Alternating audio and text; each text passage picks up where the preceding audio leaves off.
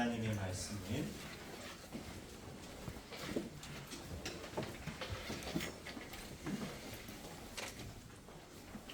느헤미야 1장 11절, 에스더 2장 2에서 3절, 마태복음 2장 1에서 2절입니다.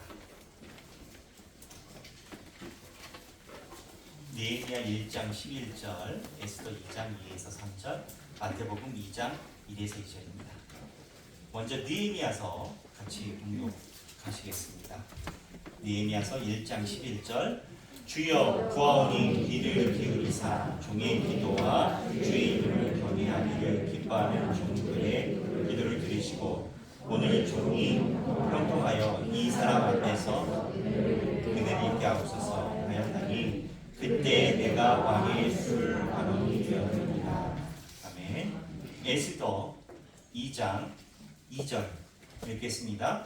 왕의 친근 신하들이 아뢰되 왕은 왕을 위하여 아리따운 처녀들을 구하게 하시되 전국 각 지방에 관리를 명령하여 아리따운 처녀를 다 고성수산으로 모아 후궁으로 들여 궁녀를 주관하는 내시에게 손에 맡겨 그 몸을 정결하게 하는 물품을 주게 하시고. 마태복음 2장 1절입니다. 읽겠습니다. 헤롯 때에 예수께서 유대 베들레헴에서 나시게 동방으로부터 박사들이 예루살렘에 이르러 말하되 유대인의 왕으로 나신 이가 어디 계시냐? 우리가 동방에서 그의 별을 보고 그에게 경배하러 왔노라 하니. 아멘. 이 말씀이 살아계신 하나님의 말씀입니다. 오늘 말씀 본문에 보면 느헤미야가 나오고요, 에스더가 있고요, 동방박사가 있습니다. 느헤미야는 누굽니까? 이스라엘 백성들이 포로로 바벨론에 잡혀가고 나라의 모든 성과 성벽과 나라를 잃었을 때 잡혀간 그 땅에서 고관이 되어서 그 나라의 왕의 허락을 받아 이스라엘 백성의 성벽을 건축한 사람이 느헤미야입니다. 그리고 에스더는 이스라엘 민족들이 죽음을 당할 수도 있는 상황에서 왕후인데, 그러니까 이스라엘 백성을 통치하고 있는 어떻게 보면 지배국이죠. 지배국 나라의 왕후인데 이스라엘 백성을 구원하는 그 길에 크게 사용된 게 에스더고요. 동방박사는 이야기 안 해도 여러분 다 아실 겁니다. 예수님의 나타나심을 이야기하는 동방박사. 이렇게 세 인물이 있습니다. 근데 이 세 인물을 우리가 그냥 지나가면서 쭉 읽으면 쑥 지나가요. 근데 곰곰이 따져보면 불편한 게 많이 있습니다. 저 같은 사람 특히 따져서 보면 그렇습니다. 느헤미야는 오늘 성경 본문에 보면 왕의 고관입니다. 이스라엘을 지배하고 있는 나라의 고관인데 직업이 뭐냐? 직책이 뭡니까? 성경에 나왔는데 술관원입니다. 술관원. 술이에요. 술관원은 술을 다루는 사람이 술관원입니다. 이스라엘 백성들은 나실인들은 술을 마시지 않고 제사장들이나 다른 사람들은 술을 입에도 되지 않아요. 더군다나 이게 점입가경인 건 그 당시 문화에 의해서 황제의 고관들, 특히 술을 맡았던 사람들 대부분은 내시였습니다.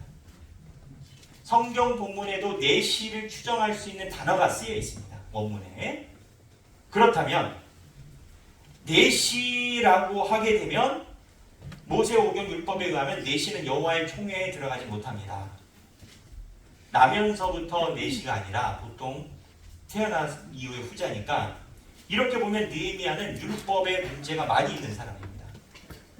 더군다나 이 고관이라고 표현했지, 사실은 우리가 일본의 압제를 받을 때 어떻게 보면 조선 총독부의 수장으로 올라간 사람으로 볼 수 있는 거예요. 느헤미야.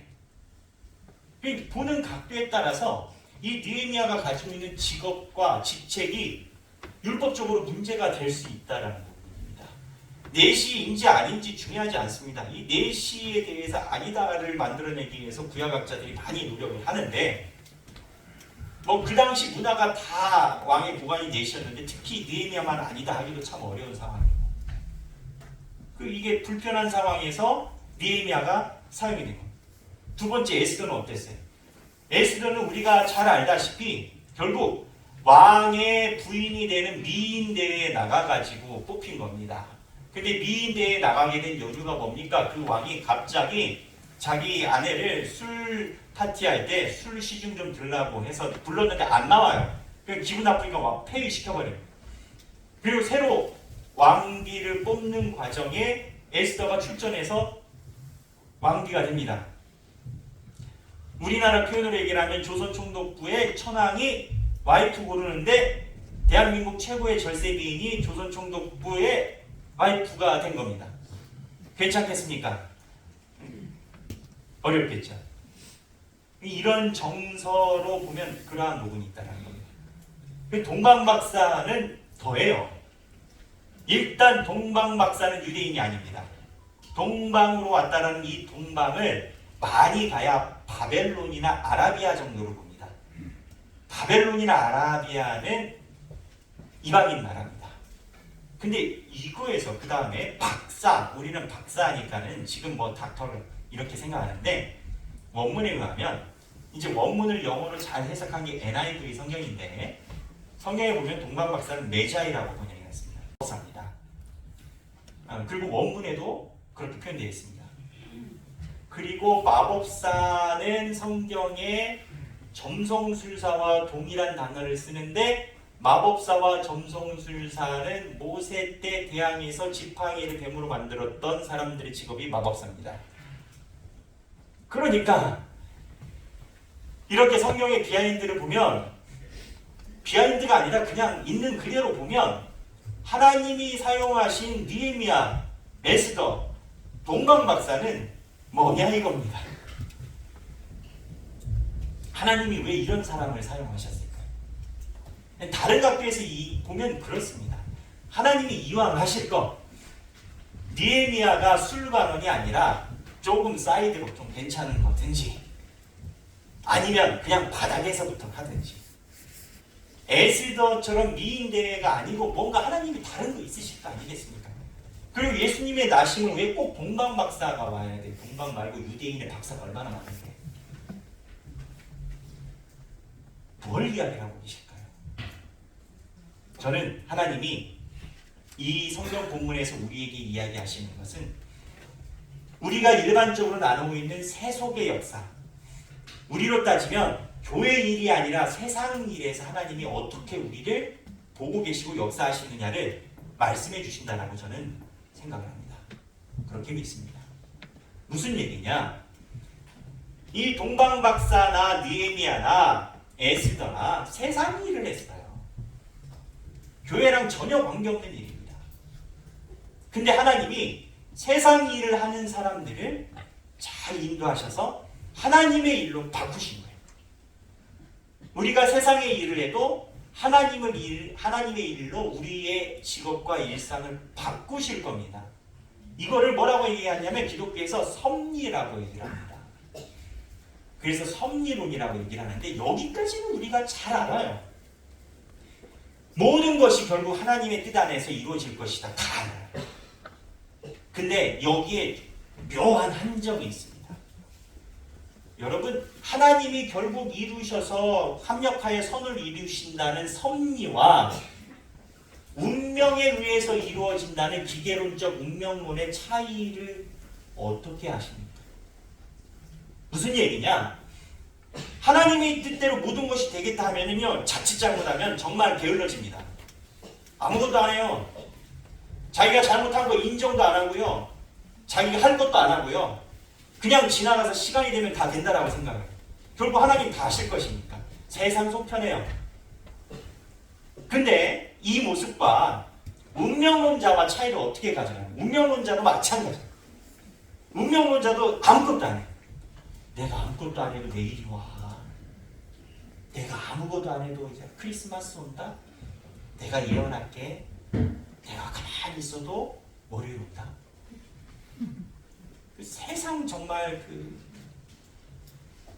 한가하십니다. 하나님의 뜻대로 나의 세상에 있는 직업이 하나님의 섭리로 된다는 것은 알겠는데 내가 세상에 사고 있는 일이 하나님께 쓰임 받겠다라는 것은 하나님이 나를 쓰시겠다는 건 알겠는데 그 순간 현재적 시점에서 섭리를 기다리는 삶과 운명대로 삶을 생각하는 사람의 차이가 뭐냐라는 거예요. 여러분 뭐 같으십니까? 적어도 하나님의 섭리를 기다리면서 술관원이 됐든 왕비가 됐든 동방박사가 됐던 사람들이 하나님의 뜻을 기다린다라면 뭔가가 다른 거가 있어야 하나님 안에 섭리가 되는 거 아니겠습니까?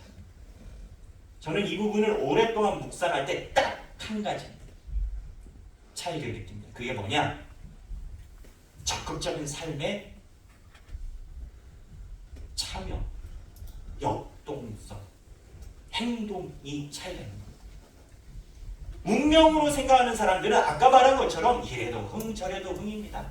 시간이 지나면 모든 게 될 거야.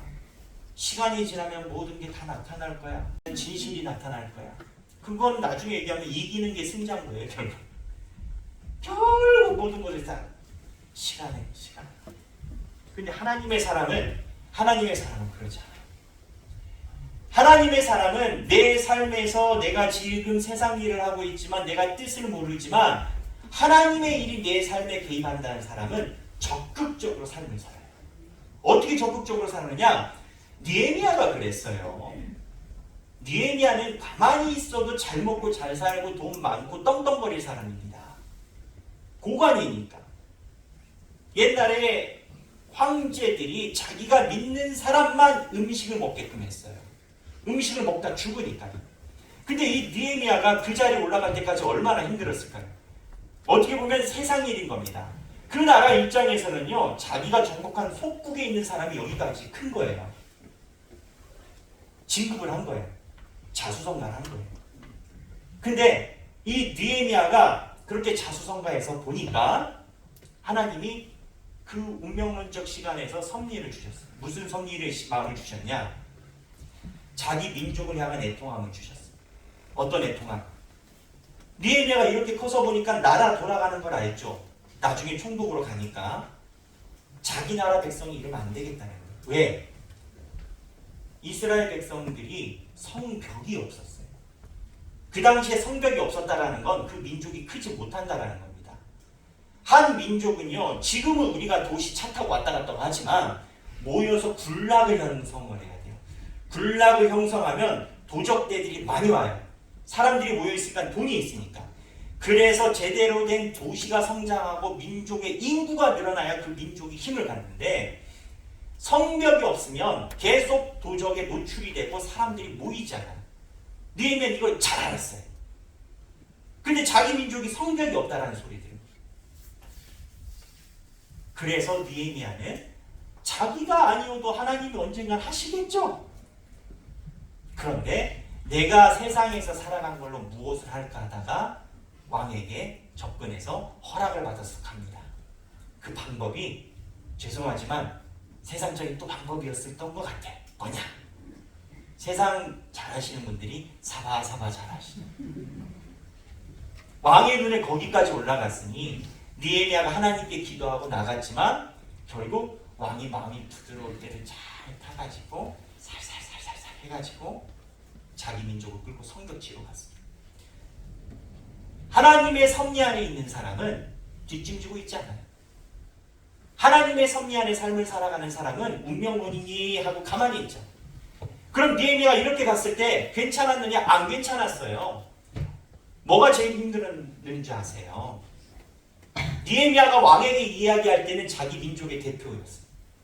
우리 민족이, 그 왕이 탕평책, 그러니까 자기가 통치하고 있는 나라들에게 좀 호흡을 주려고 부드럽게 가져갈 때 느헤미야가 기회를 딱 봐가지고 자기 민족 끌고 나왔는데 그때 느헤미야 말 듣고 유대인들이 이 성벽을 애통합니다 해가지고 보내줬단 말이에요. 그럼 느헤미야 말이 대표잖아요. 근데 느헤미야에게 가장 큰 타격을 준 사람이 누구냐? 동족이었어요. 왜 동족이냐? 딱 갔더니 거기에서 오랫동안 살고 있던 잘 됐던 유대인들이 굴러온 돌이 박힌 돌 빼냐 하고 주도권 논쟁으로 느헤미야를 쳐내기 시작했어요. 그래서 자기가 쳐내면 거기서 끝나면 좋은데 그 주변에 있는 이방 나라의 이방 사람들과 같이 합력해서 느헤미야를 위협하기 시작했어요. 아니 거기에 원래 살던 유대인들이 내가 너희들을 도와주러 왔고 너희들을 위해서 성벽을 지러 왔는데 이 사람들이 느헤미야를 배타하는 거예요. 굴린 돌이 박힌 돌 빼낸다. 근데 이것도 속상한데 내부적으로 같이 온 사람들도 문제가 생겼어요.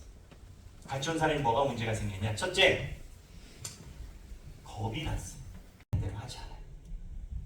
느헤미야가 성벽을 먼저 세우자는데 겁이 나니까 자기들이 먼저 생각하는 걸 시작을 해요. 그게 뭐냐? 먹고 사는. 먹고 사는 게 나쁘다는 게 아닙니다. 그런데 지금 느헤미야가 이곳에 왔을 때 성벽을 건축하면 하나님이 책임지실 것이다 라고 얘기를 했는데 이 사람들이 와서 성벽을 일을 하려고 보니까 자기네들이 수도권에서 살던 삶과 이쪽의 삶이 아예 달라요. 여기는 완전 초토화되어 있어요. 내가 하나님의 성벽을 짓겠다라고 과감하게 소위 수도권을 나와서 부름받아 나선 이 몸 이렇게 나갔는데 와서 보니 황무지. 그러니 이스라엘 백성들이 느헤미야에 의하면 어떻게 하냐면 자본을 굴리기 시작합니다. 어떻게 굴리냐? 대부업합니다. 누구에게? 자기 동족에게. 그래서 그 대부업의 돈을 빌린 사람들이 자기 자녀들을 팔기 시작합니다. 부모가 대부업 돈을 갚으려고 나에게 돈 빌려준 유대인에게 돈을 갚으려고 유대인이 자기 자녀를 노예 상인에게 팔기 시작합니다. 이 모든 근원이 느헤미야 눈에는 하나님의 비전과 성벽을 위해서 진취적으로 나가야 되는데 이거에 대해서 두려우니까 붙잡을 게 뭐 있어요? 여러분 사람들이 겁나면 금덩어리 사잖아요. 경제가 위기되면 금덩어리 붙잡잖아요. 두려우니까 돈 쥐어잡으니까 이 돈 쥐어잡는 모습을 보고 느헤미야가 이거를 바꾸고 싸워나갑니다. 나중에 설상가상으로 느헤미야가 자꾸 옥주니까는 속상하게 하는 사람 느헤미야 13장의 고관 중에 대제사장 중에 하나의 집안이 느헤미야를 엄청 힘들게 합니다. 근데 알고 봤더니 이 사람이 자기를 협박하는 이방 산발락과 도비아의 사돈이. 야, 느헤미야 입장에서는 하늘이 무너질 일이죠. 내 오른손이었는데 정책을 할 때마다 브레이크를 걸어서 왜 그러나 봤더니 나중에 봤더니 나 위협했던 도비아 사돈. 느헤미야 속이 어떻겠습니까? 무슨 얘기냐? 하나님의 섭리대로 삶을 살아가는 사람은 적극적으로 삶에 개입을 합니다. 개입을 할 때 산이 없는 게 아니에요. 산이 다 나타나요. 에스더는 처음에 개입 안 하려고 했어요. 그러니까 모르드게가 야 너만 살고 우리 다 죽으면 너 좋겠네 라고 성경에서 그러죠. 그랬더니 에스더가 아니요 나 그러지 않을게요 해가지고 개입한 게 자기 남편 왕에게 소위 여기도 사바사바 해가지고 미인계를 써서 할 수 있는 미인계와 모든 걸 해가지고 전 이 본문 볼 때마다 그래요. 하나님 차라리 풀을 내리시지. 세상 말로 아유 모양 빠지게 이게 안 그래요 여러분? 에스더에서는 하나님의 기적과 역사가 하나도 안 나타나요. 세상 눈으로 보면 에스더서야말로 저게 하나님의 역사인가 그래요. 무슨 얘기냐? 하나님은 우리가 가지고 있는 일반적인 세상적인 직업에서도 역사를 하십니다. 그런데 그 역사를 아무나 통해서 하는 게 아니라 하나님의 섭리에 입각해서 삶을 살아가는 사람들을 통해서 역사하십니다. 여러분 한번 상상해 보십시오. 여기는 그런 동네가 없지만 광주는 모르겠어요. 소위 술집에서 아가씨들 돌려가지고 돈 많이 번 사람이 교회 와서 헌금을 하면 받아야 될까 말아야 될까?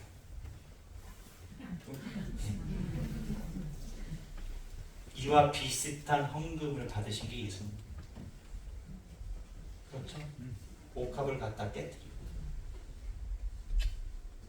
하나님은 세상의 일에서 하나님의 섭리를 살펴보는 사람에게 하나님의 길을 보이십니다. 하나님 안에 있어도요, 하나님의 섭리가 안 보이면 이 섭리가 방향을 잃어버릴 때가 있습니다. 모든 게 열심히 산다고 다 되는 게 아니에요. 하나님의 마음에 집중한 열심히. 어떠한 사람이 그랬어요. 이 귀한 것을 나눠서 가난한 사람들에게 다 나눠줘라. 소비하지 말고 아끼고 가난한 사람들에게 다 나눠줘라. 누가 했냐? 가룟 유다는. 가룟 유다가 그 여자가 옷값 깨뜨릴 때 옆에서 한 말이, 이거를 팔아서 이 문구만 띄워놓고 보면 정말 기독교 정신에 입각한 거예요. 그렇잖아요. 근데 뭐가 문제예요? 그 안에서 열심히 일해도, 열심히 시간 안에서 살아가도 하나님의 눈으로 열심히 살지 않으면 그냥 뒷북치는 거예요. 성경의 역사를 보면, 이러한 흐름을 보면 일반 직장에서 세상적인 일을 해도 어쩌면 인간의 눈에 윤리적인 기준으로 정확하게 나눠지지 않아도 하나님이 그 직업과 그 삶의 현장을 쓰셔요. 동방박사는 하나님을 뭐 알았겠어요. 이 사람들은 그냥 절대신을 찾아서 왔을 뿐이에요. 그런데 하나님을 알게 됩니다.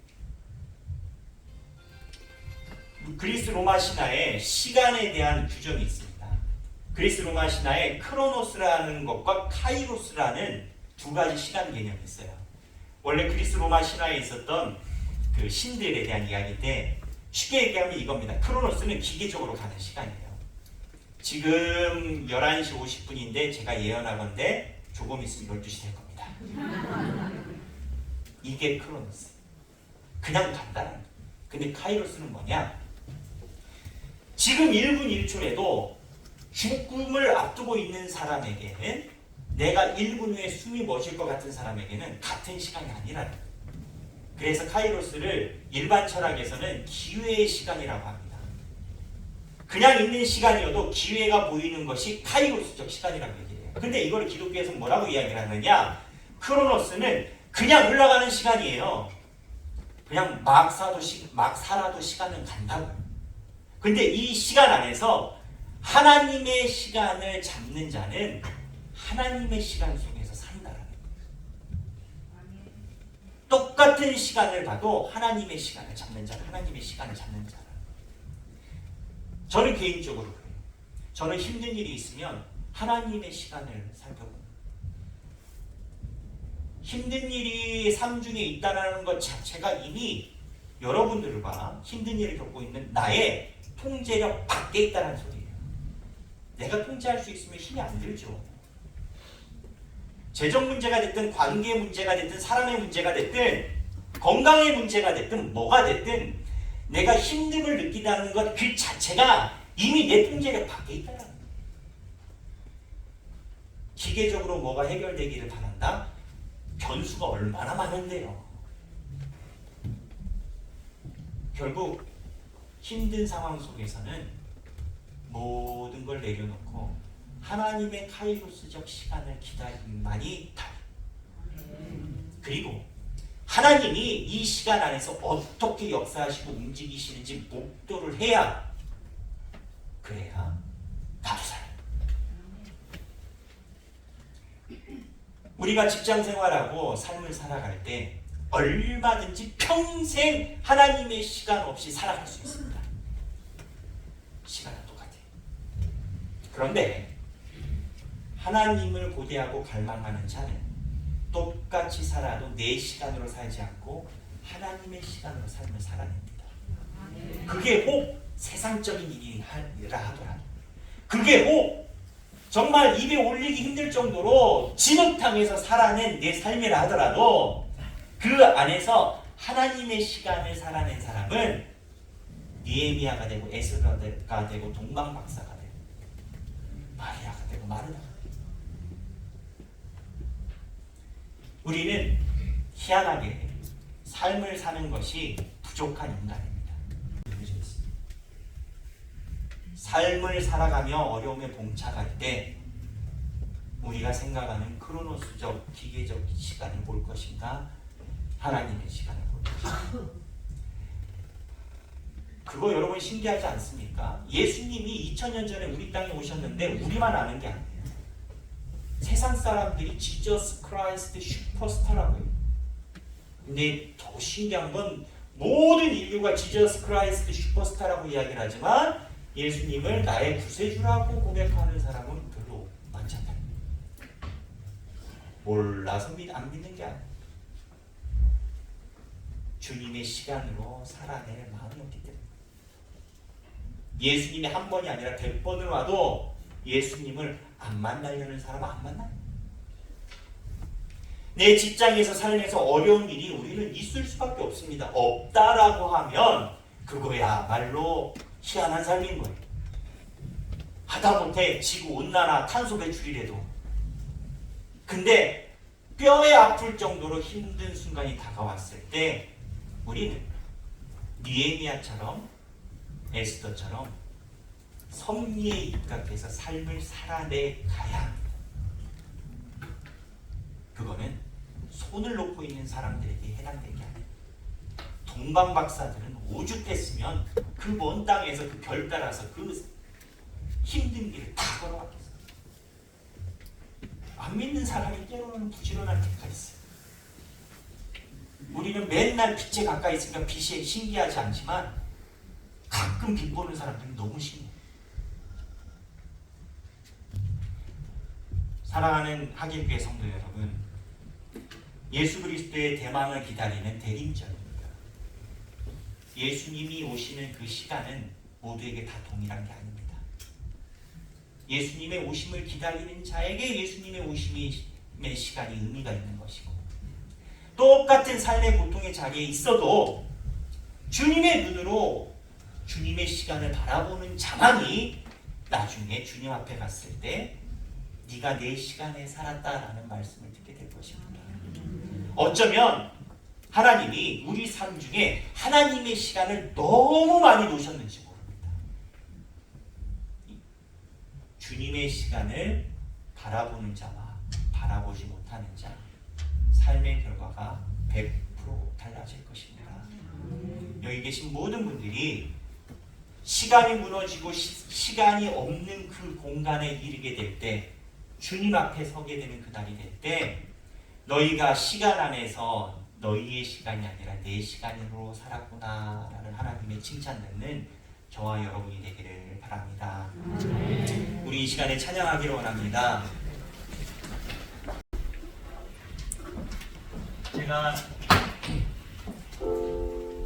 제가 이번 주에 감사 특방을 준비하면서 많은 선배 목사님과 대화를 하는 기회를 갖게 됐습니다.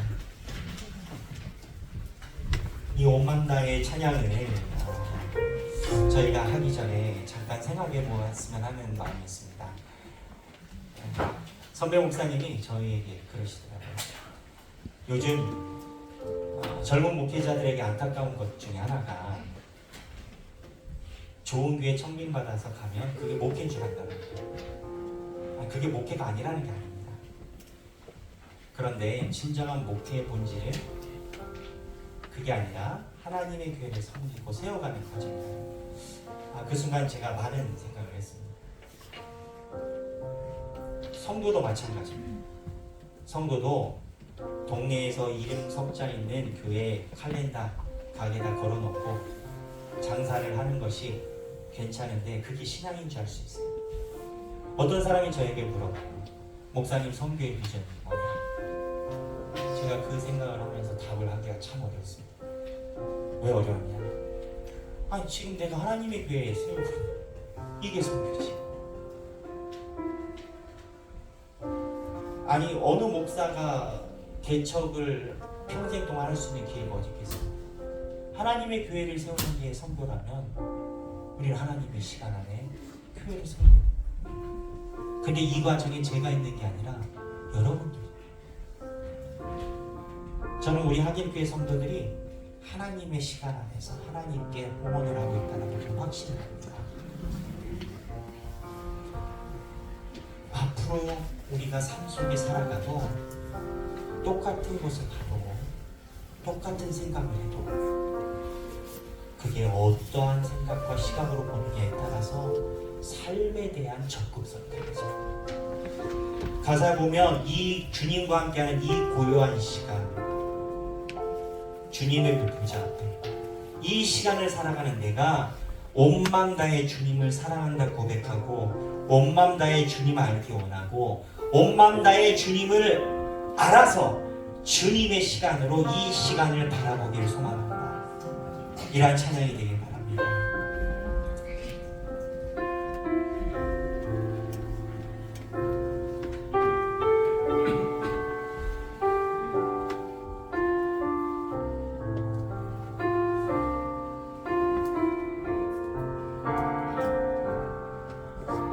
주님과 함께하는 이 고요한 시간 주님의 보좌 앞에 내 마음을 쏟네 모든 것 아시는 주님께 감출 것 없네 내 마음과 정성 다해 주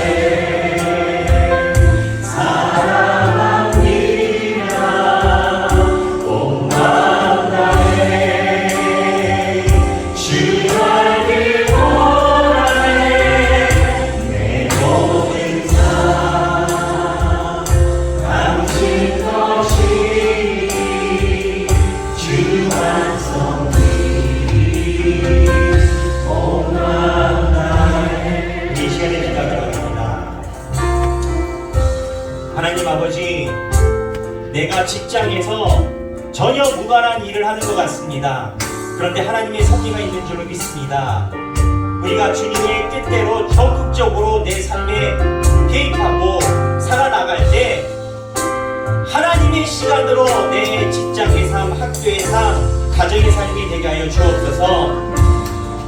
교회와 직장이 분리된 게 아니라 내 삶이 교회고 교회가 내 삶이 되는 그러한 순간 허락하여 주옵소서. 내 삶의 시간을 두고 함께 기도하시겠습니다. 주님, 주님께로 우리 삶의 역사하여 주시옵소서. 아버지, 주님 그대로 역사하시고 하여 주시옵소서. 아버지, 내 삶이 온전히 주님의 은혜로 담당하는 그 삶이 되게 하여 주시옵소서. 아버지여,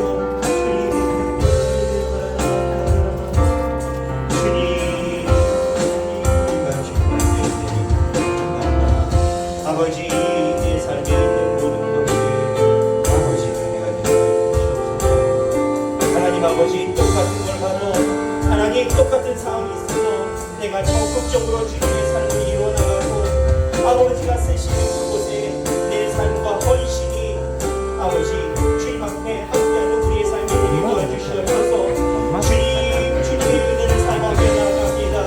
아버지여, 내 삶이 아버지의 기쁨이 되는 삶이 되게 도와주시고 아버지, 우리가 주님의 마음으로 주님의 시간 안에 예수 그리스도의 마음 안으로 우리가 살아가는 우리가 되게 하여 주시옵소서.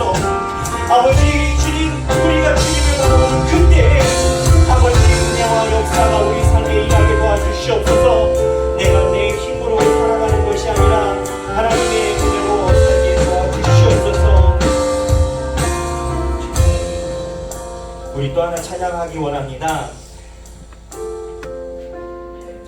주님의 시간으로 살아갈 때 우리가 부족해서 근심과 걱정이 많을 수밖에 없습니다. 찬양하며 살아갈 때 하나님이 우리와 함께 계실 줄 믿습니다.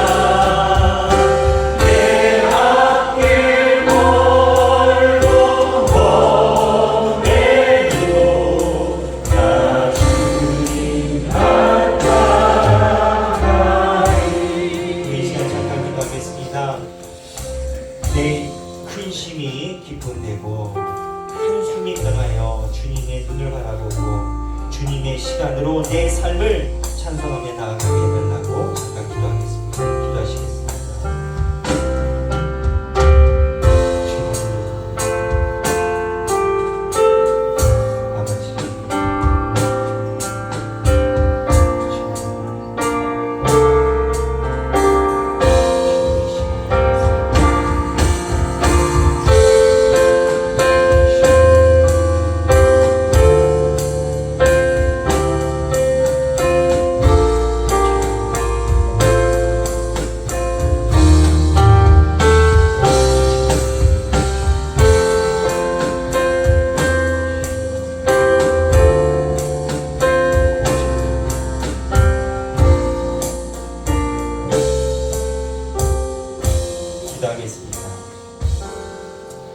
하나님 아버지, 저희가 주님의 시간으로 살아낸 성경의 인물들을 말씀을 통하여 들었습니다.